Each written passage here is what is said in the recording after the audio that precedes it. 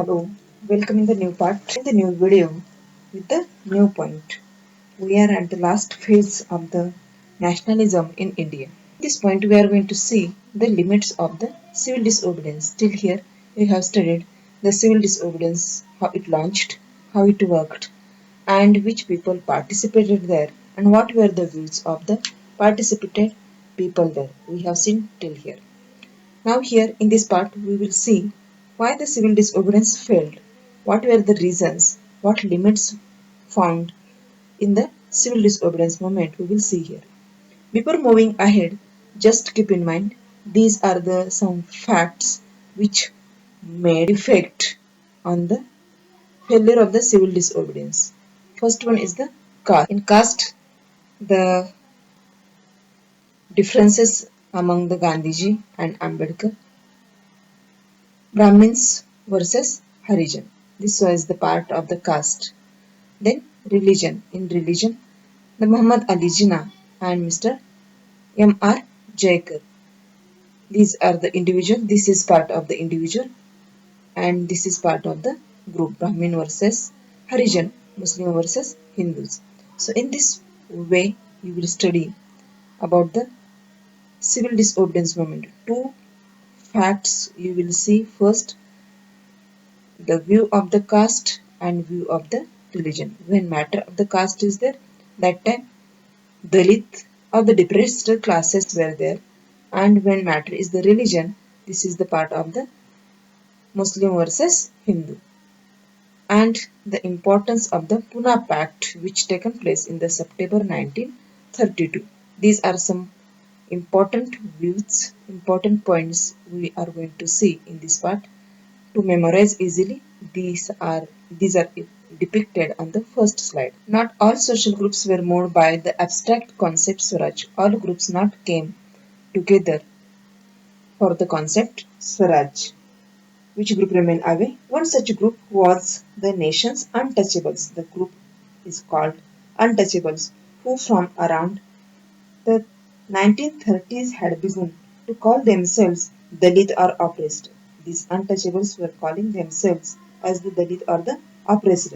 For long, the Congress had ignored the Dalits. The Congress ignored why this group remained away, why the untouchables remained away, because Congress was not interested. Congress was reluctant to involve them. Why the Congress was reluctant to involve them? Why the Congress was not interested to involve these Dalits? The reason is here there was fear in the mind of the Sanatanis. The Sanatanis, high caste Hindus, those were conservatives in the Congress. The Congress was dominated by the high caste Hindus. But Mahatma Gandhi declared the Congress some members were not interested to involve them, but Mahatma Gandhi declared he realized that the Swaraj would not come for hundreds years if untouchability was not eliminated. If we will follow the untouchability, the Swaraj will be not get again 100 years. So to get Swaraj, we should walk hand in hand. We should not follow untouchability in the society.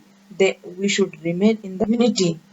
Social unity is important to get Swaraj. This was the thinking of the Mahatma Gandhi. Gandhiji called the untouchables Harijan. He named this untouchable as the Harijan, the children of the God.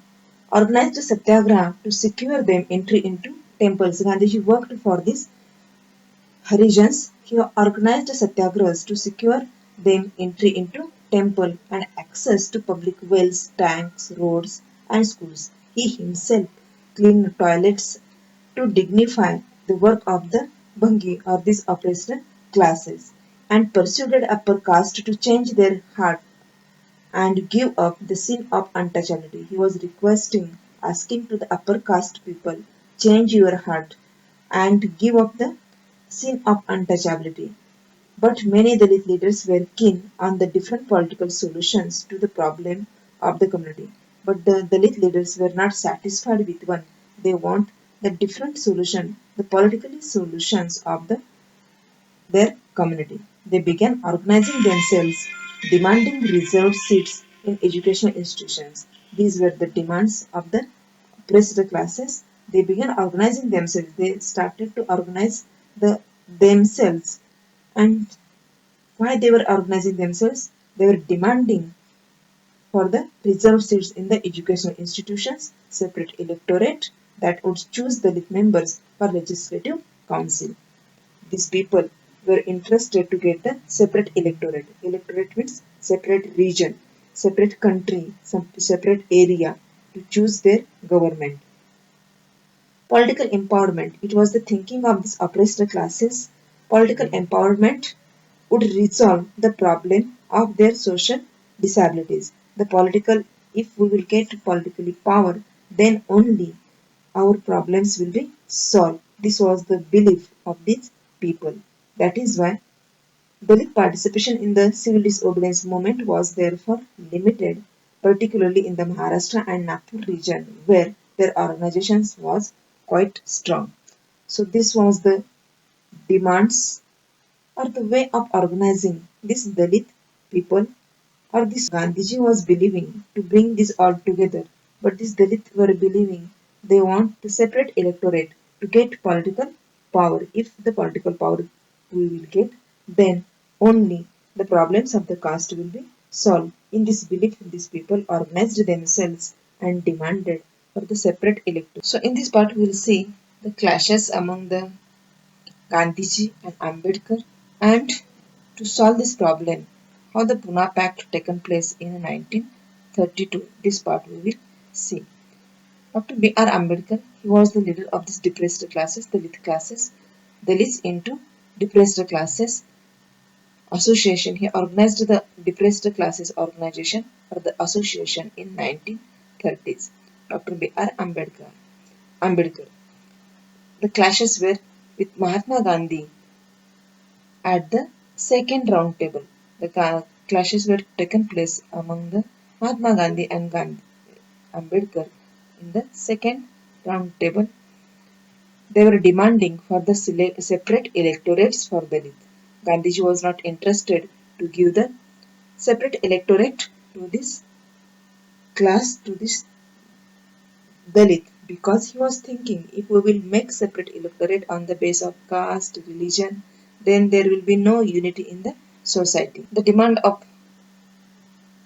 Ambedkar is accepted by the British. The separate electorate was approved by the British. British were interested to divide and rules. That is why to make division in these two classes, British approved the separate electorate for the depressed classes.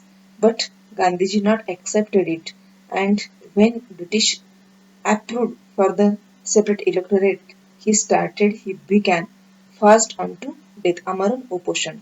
He said, I am not ready or I'm against of it. That is why he started fast unto death. He believed that separate electorate for Dalits would slow down the process of their integration into society. Gandhiji believed that it will be harm to the integration of the society.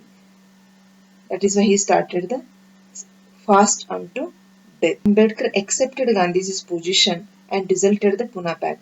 So Ambedkar accepted the Gandhiji's place, the position, the thoughts, and entered in the Pune Pact. This pact is taken place in a Pune. That is why this is called Pune Pact. What was the Pune Pact? Look here.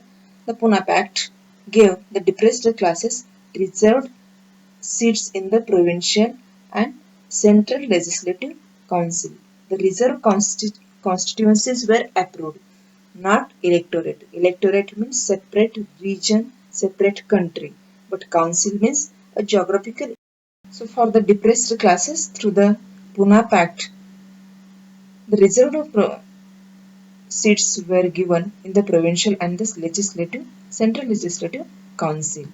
The Dalit continued to the apprehensive of the Congress-led national movement. The Dalit continued in the same way.